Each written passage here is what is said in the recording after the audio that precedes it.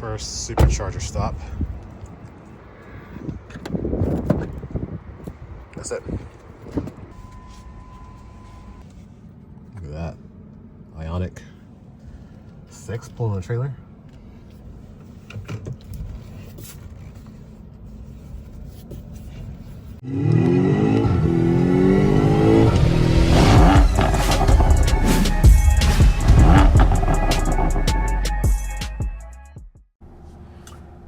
All right, hey everybody, welcome back to the channel. So first of all, I want to say thank you. Those who have used my referral codes, appreciate it. I actually wasn't expecting to get that many referrals because I know there's a lot of Tesla content out there. Apologize, I did this video before, did this whole run. I might put clips in here in between because I did this whole thing and I had the wireless mic, didn't realize the mic died in the video. And yeah, so basically I had nothing. So anyway, we're redoing this whole thing. I'm decided to just kind of revamp it. So here we go. People ask me all the time, what is charging like? How long does it take to charge it? Like, does it take a long time? Like, I feel, I can't buy a Tesla because, or I can't buy an electric car because of charging. I don't want to deal with that. But in my head, I always think, well, don't you put gas in your car? Your car just run infinite on just air. So there's my experiences on charging. I'm gonna share mine, but before we get into it, I want to explain the background, so when I say some terminology, you at least have an idea of what I'm referring to. All right, so let's break it down this way. We have kilowatts and we have kilowatt hours. I'm gonna break this down, try as simple as I can. A kilowatt is your measurement of electricity. Okay, we can't really go. Kilowatt is a very small amount. You think of light bulb, you think of watts. Okay, 1,000 watts is a kilowatt. So when we're referring to this, we're referring to a kilowatt. Okay, a kilowatt hour is a capacity of amount, how much. But a kilowatt hour is what I'm referring to when I talk about the capacity. So think of when I say kilowatt hour, I'm talking about like a gallon, like a gas tank. Okay, so right now I'm in a Tesla Model 3, 78 kilowatt hour battery, at least from the start. Okay, I can feed in the amount of electricity, and it can take in so many. These cars have a built-in onboard charger. And so the car itself is the charger. So no matter what I plug into any AC current,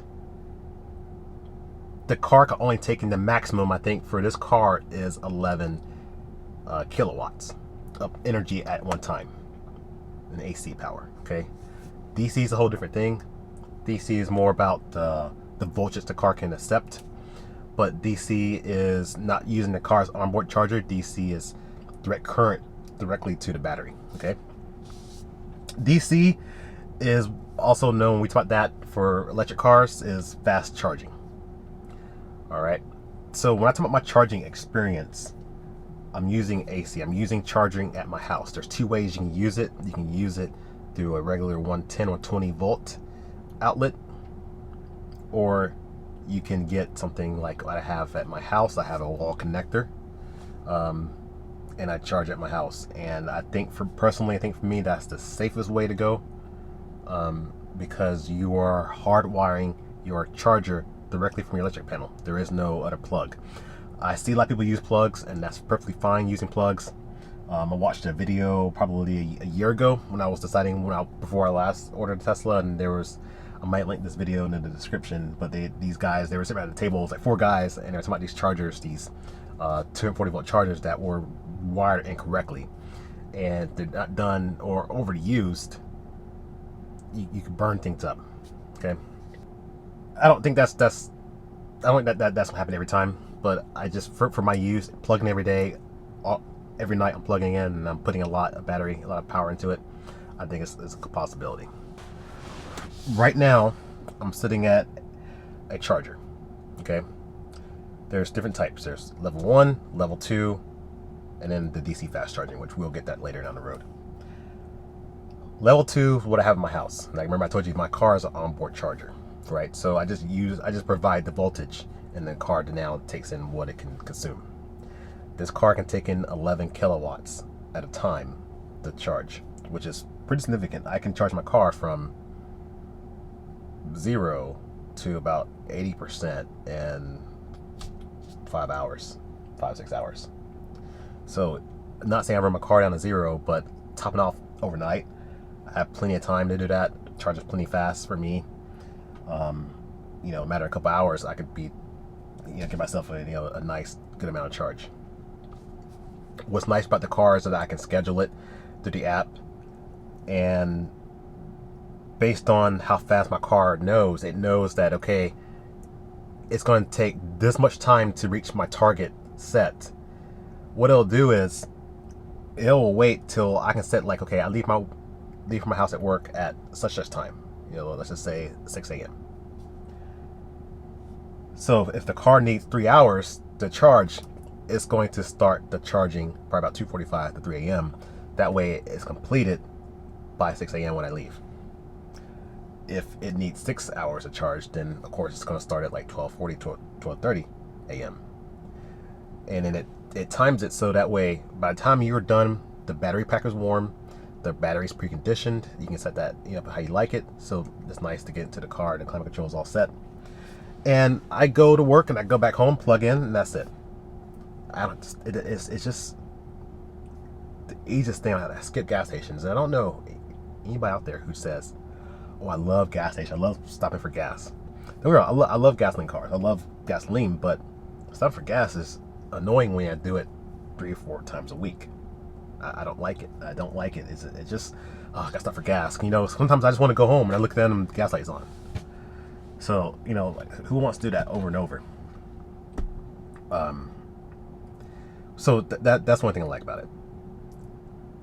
For me, knowing that I have also an option of using a Tesla supercharger, okay? Because we talk about level 2 charger, and I'm not even getting to the wall outlet thing. The wall outlet thing is,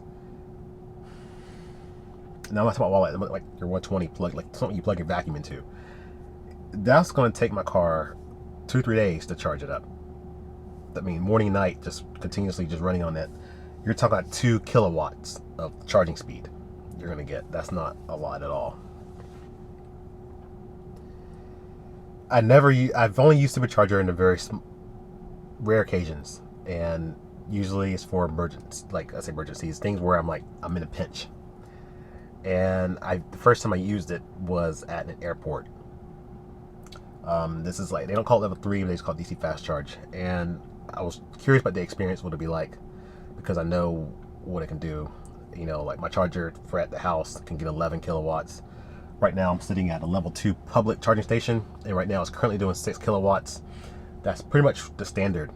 And for me to add in, you know, 15%, it's going to take me about 2 hours, 20 minutes. Right now I'm sitting with the AC on, so it does take a little bit of power.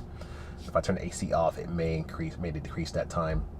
But you're looking about 8 hours or so to fully charge your car on a 6 kilowatt level 2 public charge station. Okay. Now these fast chargers,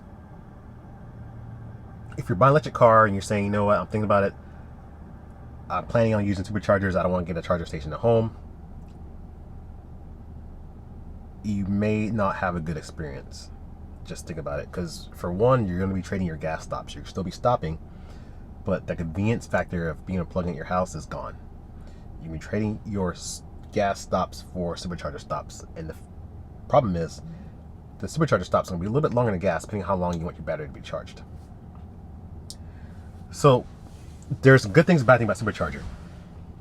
First of all, superchargers should only be used, I don't think they should be used primarily for road trips. For one, it's expensive. I paid nearly double or sometimes 3 times the amount, depending on what charger I go to, of what I pay at home. So would you want to pay double the cost of gasoline when you can get it cheaper at your house? So if you're doing it to save money, it's not saving you money. If you have a gas car and you want to supercharge all the time, you're not going to, depending on where you live, you're not going to save any money. The main thing about supercharger is just the convenience of being on the road, and the problem is to get you back on the road as fast as possible. So you're not sitting there like I am at a just regular level 2 charger and waiting for hours and hours, where people think the misconception is. So to give you an example, I'm gonna put a clip in here where we left the airport. We left San Francisco airport. I was at like 20%. And I was like, there's no way I can make it home with this percentage. Reason why I left my sentry mode on, and then the charger that I was plugged into went out. And that, because this is what happened. So yeah, I plugged into a level 2 charger, a charge point, went out, ended up calling charge point from my where I was thousands of miles away, and I'm like, hey, can you guys reset this thing, because I'm gonna have a low battery? And they said no. Let's say, well, we tried, but it's not working. Okay, so long story short, it came back low battery, which is no big deal, and it probably would have lasted longer if I didn't turn on, if I had sentry mode turned off, and went from there. So I went ahead and said, okay, we'll just navigate to Supercharger, and I stopped in one in Berkeley. The car knew that I was going. I just started the car up. It knew it was going to Supercharger, so it automatically heated the battery, got ready to go, and I plugged in, and I told you about the kilowatts. The car immediately ramped up to 250, because remember, I'm not using the onboard charger. I'm using the DC, the current, whatever that supercharger is putting battery to the pack. But 250 kilowatts is how fast that thing was pegged, and it stayed pegged from like 19 or 18% all the way up to 50%, and then it slowly just tapered off. And by that point, I was good to go. Like I had plenty of charge to get home. There's no point to sit there unplugged. I think that session cost me $10. Like I said, it's pretty pricey, but the convenience of just being able to sit there for like I said, we let the dog out, put the dog back in, strapped him back in, got back, I said okay, and looked up, and there was plenty of charges ready to go. So we went ahead and got back on the road, and I got back home with 30% left, and at that point plugged into my house. All right, first supercharger stop.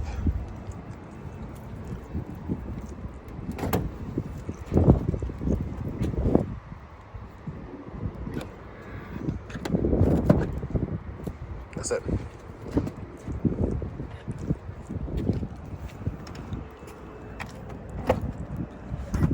Green.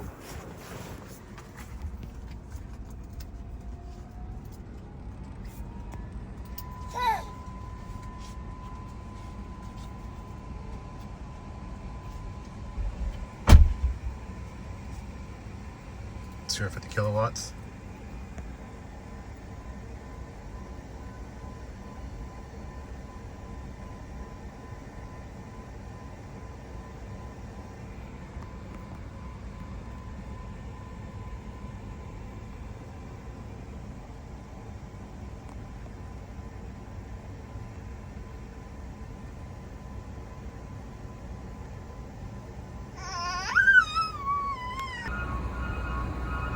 Charging up.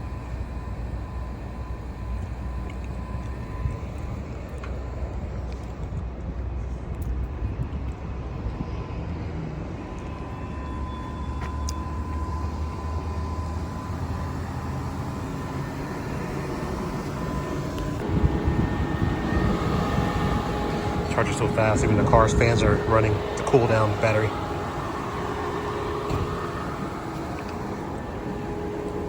Okay. I was talking on the camera.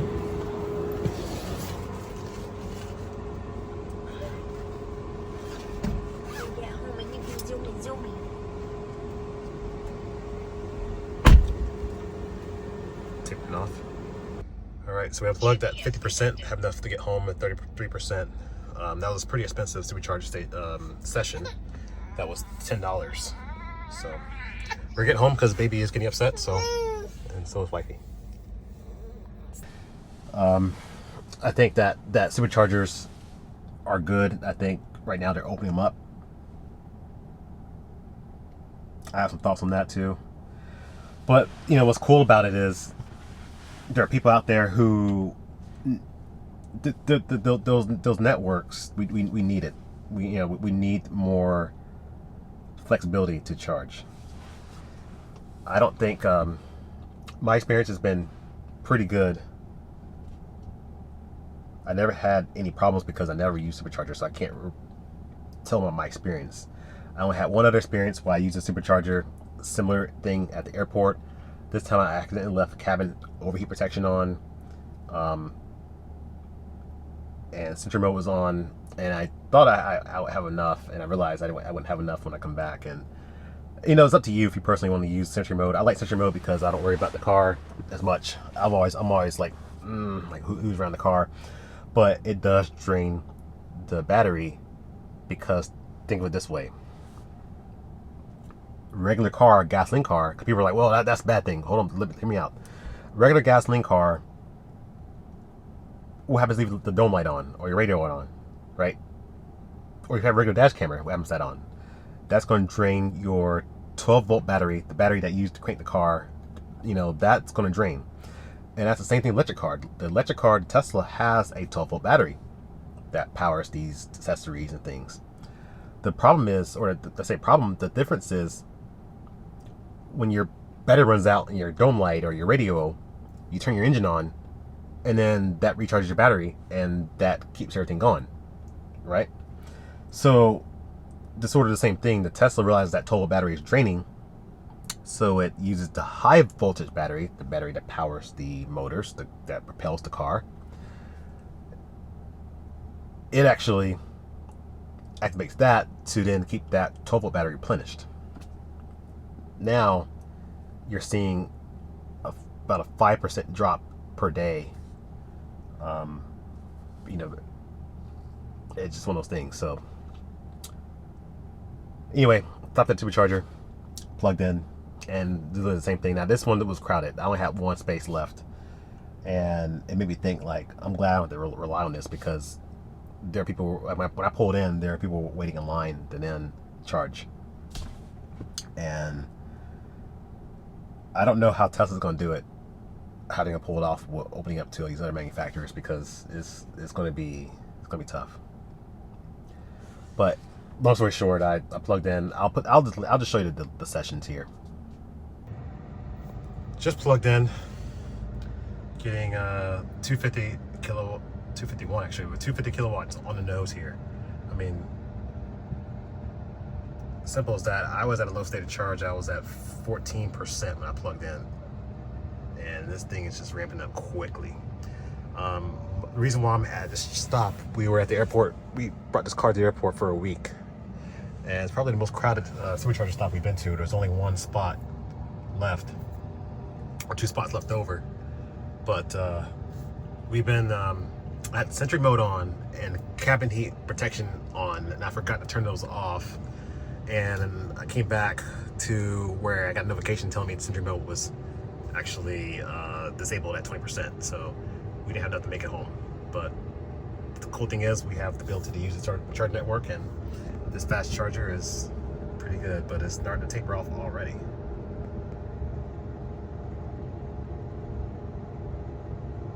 Starting to taper off already. But this is where superchargers should be used, on road trips or things like that if you need to charge in a pinch. Now I'm gonna sit here for a little bit, get, top off, get some charge on there. But see, Lexi, she's coming back walking the dog now, getting him a break. More people pulling in here. This is a busy charger. It's a very busy charger. How busy this is. It's at a Target. They got cars all through here, and they're just all here. Oh, that's interesting. Look at that right there, parked over the charging block. Anyway, I'm gonna charge up and I'll talk a little more later. All right, so for some reason I'm tapering off to 120 kilowatts. Fans on the car running, the air conditioning is starting to feel weak. I'm wondering if it's pulling the cooling from the AC to cool the battery. But I'm gonna stop it here at 50%. It's starting to really take a long time, but I think we're here for what, maybe 10 minutes? Yeah. So 10 minutes, not too bad to go from 14% to 50%. No time for the dog to pee. Yeah, no time for the dog to pee. I had to get my sunglasses out the trunk. All right, we're stopping here at 50%, $11. It's getting hot in the car.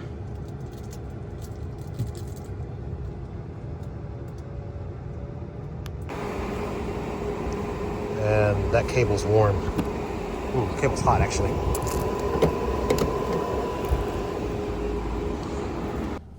You can see like it gets you back on the road quickly.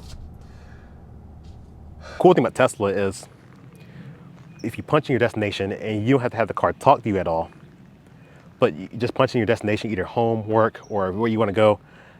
I do that for everything. Even if I know where I'm going, I just punch it in.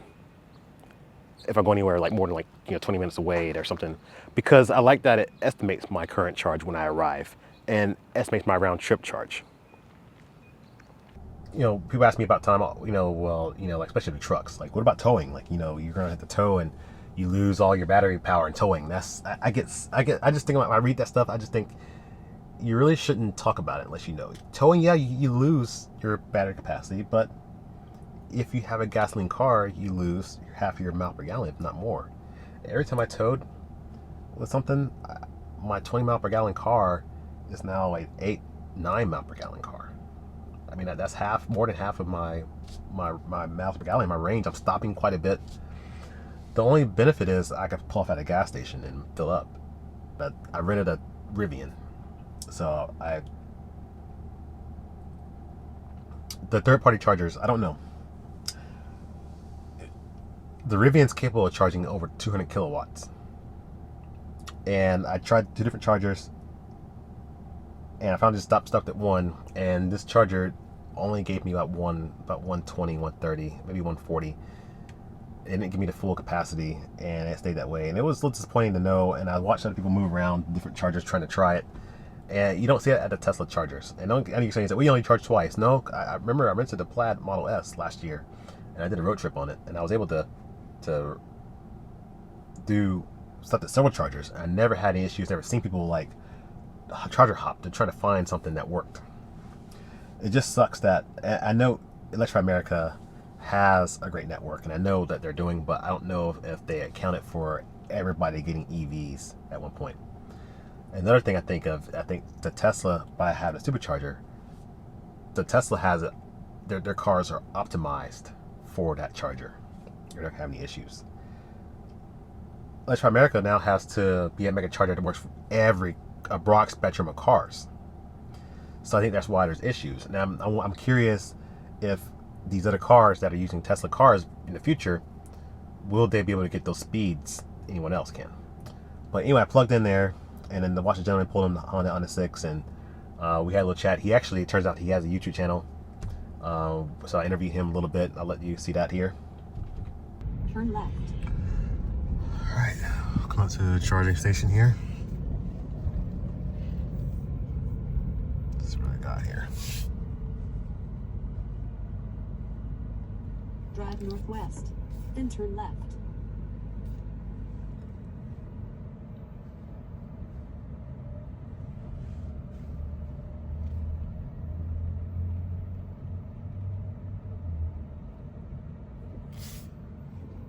Okay, it's 350 right there.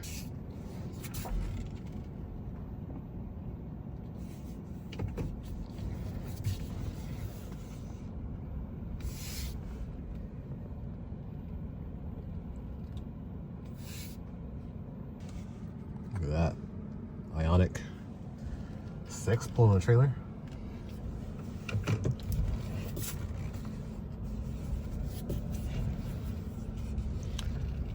Pull over here, blocking those stalls. I'll pull up here in this one.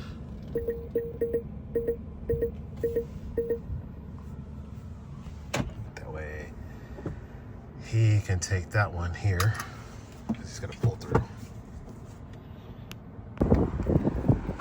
All right.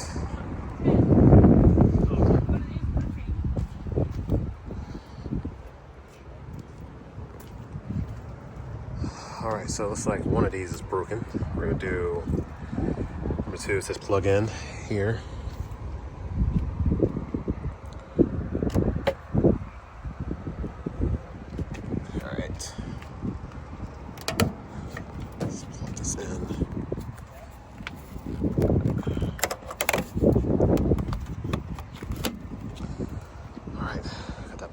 truck.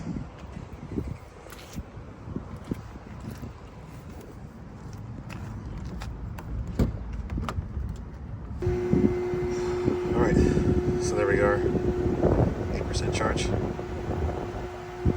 Let's see what we get up to. 113, 120.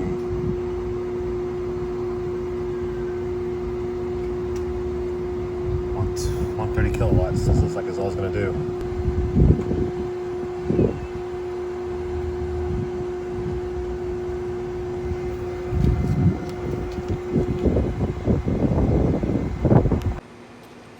Hey everybody, welcome back to the channel. Alright, so here I am at Electrify America, charging the Rivian, and I met another YouTuber. His name's Ed from Ed's Garage. Hey guys.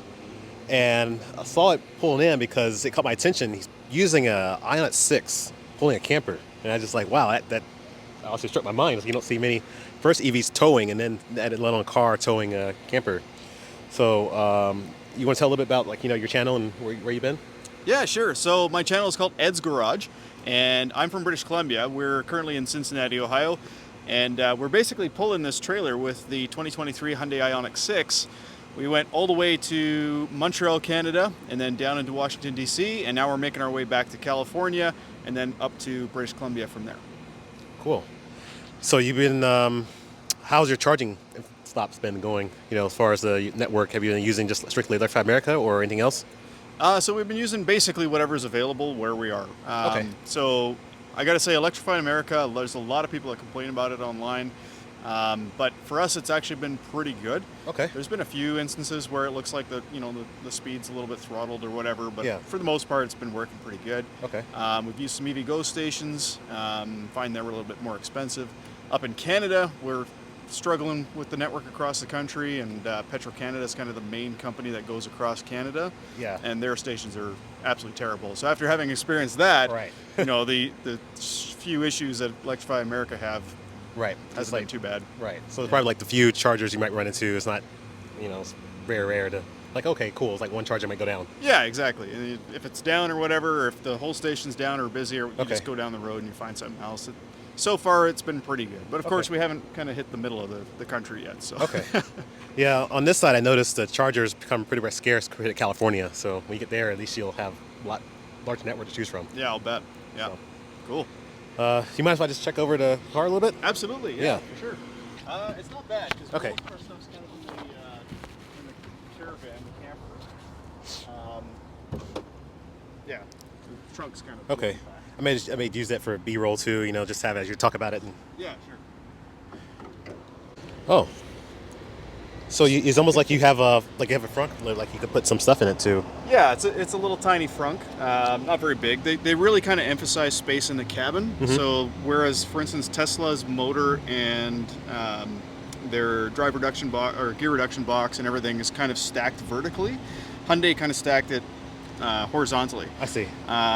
Or sorry, the other way around. Theirs is stacked horizontally, ours is stacked vertically, and that kind of takes away from the front space. Right. But it gives you more space in the interior. Right. So you could probably put like your tire repair kit, things like that in here. Maybe. Yeah, exactly. Too. Okay. Yeah, we usually have our level 1 in there, but okay, right now it happens to be in the trunk. Yeah.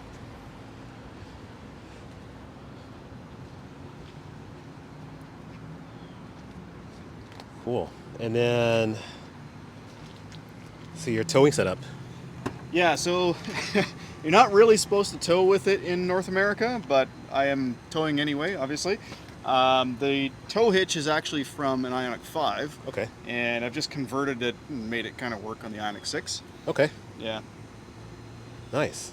Trailer and everything is about 2,500 pounds with everything together. Okay, and pretty stable for towing and everything? Actually, yeah, very, very stable. Yeah, that's all that matters. I see people tow crazy things here in North America, so I think the golden standard is if you don't have a heavy-duty diesel, then you shouldn't be towing at all. So, yeah, but exactly. I think a lot of it, if you have it set up properly, that's what matters most. Yeah. As far as range goes, we're getting about 170, 180 miles of range pulling the trailer. Okay. Without the trailer, the car can do about 500 kilometers, about 300 miles. So, okay. Yeah. So actually pretty good. 150. That's, if you think about a gasoline car, you're gonna lose half your MPGs just towing. So it's probably relatively the same. Yeah. If you think about it, like the EV, yeah, you do have to stop a little bit longer, but not too much because this car here can take advantage of some fast charging. That's right. Yeah. So 800 volt architecture, really fast charging. right. Yeah. So maybe at some point they will be able to utilize Tesla network and Yeah. just make it a lot easier too. Seems like that's coming, right? Right. Yeah. It seems like everybody's jumping aboard. Yeah, we got those 6 manufacturers coming together for Right. 30,000 plus charging network across the country, so that's pretty awesome too. Right. Hopefully one day they all pitch in and we can just expand it and make it as common as gas stations. Absolutely. So, all right. Well, that was Ed from Ed's Garage. I'll link him in the description and his channel. So thanks for watching.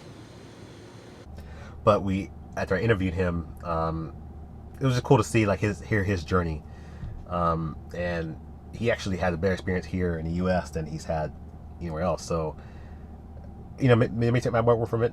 Maybe check out his channel, see how his experience is, especially with towing, because for one, he has, the voltage of what the car can do on a fast charger is not so much about the onboard, it's about what the car can do. The Hyundais have the 800 volt architecture, meaning that car can accept quite a bit amount of charge and it can sustain it all through the charging curve. I know I didn't talk about that. When I charge my car, remember I said it stays pegged at 250 kilowatts and it starts to taper off. Think of like your phone. Your phone can charge from low state of charge, but after a certain point, it starts it gets that 20 to 50% pretty quickly.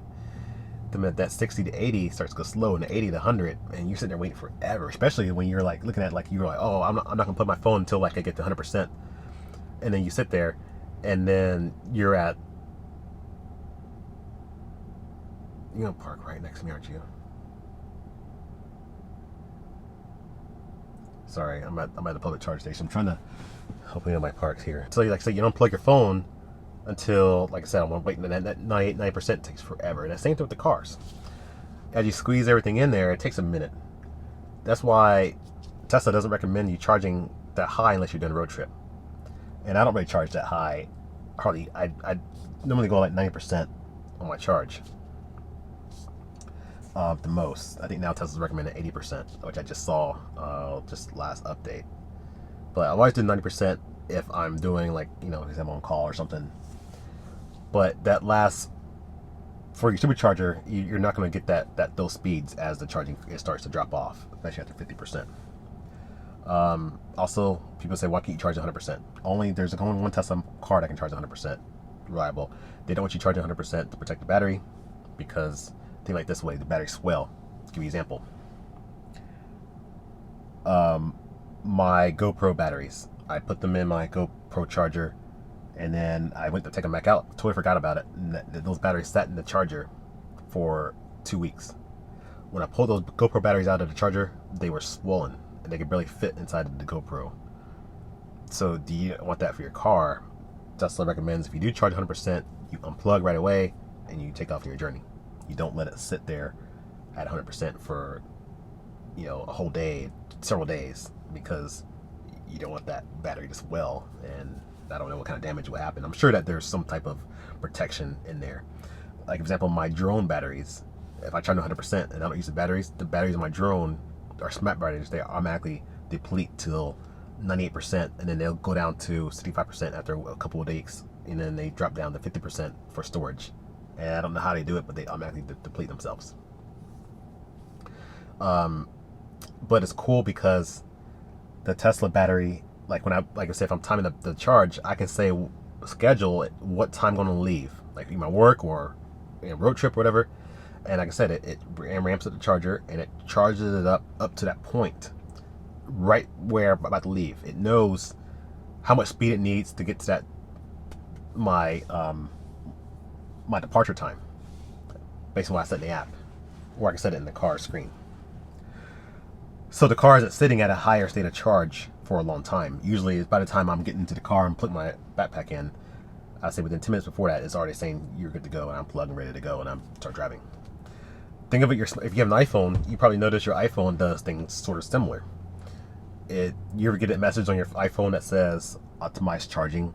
It'll wait to schedule the charging until, like example, mine won't say, it'll say 3:30 a.m. is when it'll finish charging. It'll charge at 80% and wait. It won't go to 100% until 3:30 a.m. and then they'll finish up the rest, because preserve these phone batteries, you have to, Apple's got it figured out too, where they said, okay, we'll wait till where they learn your habits of when you undock your phone from the charger, how long you use it, and when you dock it on the charger, how long it sits there.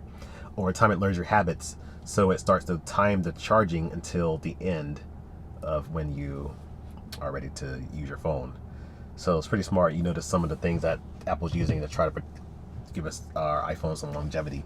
Because like I said, an iPhone sitting at 100% of charge that like from midnight up till 6 a.m. doesn't do much.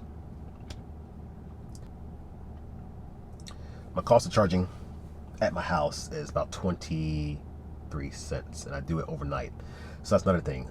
I put in a Tesla app what my charging costs are, and then from there I don't have to worry about spending, like, you know, I know that's going to only charge on those cheaper rates of my electricity past midnight. If you have solar and a power wall, that's a new update that just happened a couple weeks ago. So if you're considering buying solar and battery storage, this may be something you may be interested in. I would say maybe go big on the solar, because the car can charge on solar now.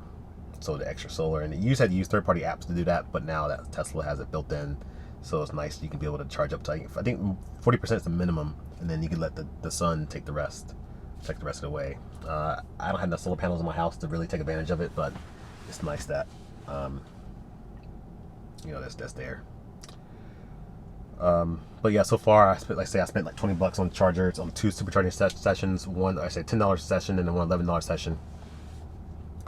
What I like to is when I do navigate those superchargers, I'm not going there blind. I know how many stalls are available. I know if there's a stall that's down. I know I get the same thing from Electrify America, but I feel like with Tesla it is a little bit more accuracy as far as knowing who's there and what's happening. What would be nice though is if there's a line, if you can queue yourself in a line, so that way no one can jump the line. Especially we got these other cars that are coming in. I don't know if everybody's going to have the same etiquette, but it'd be nice if you can just kind of say, okay, I arrived, I'm next in line, and check in. You know, that'd be pretty cool. I think if hopefully we don't get to that queue system, but if it did, that would probably be something that would be helpful in those crowded times. If you like Tesla, or this helped you make your decision, maybe use my referral code. I'll link it here in the description to check that and use it. And I appreciate those who've used it so far. There's more Tesla videos to come. I gotta talk about my experiences, my update. I have 6,000 miles in the car, so I need to talk about update on 6,000 miles. I've noticed some improvements with the vision. I know I knocked it pretty early on. I've seen some vision improvements. Some advantages of it too, because it reads some curbs, but I'll talk about that in a separate video. I don't want to do too much. But if you found the video helpful, give me a thumbs up. And thanks for watching.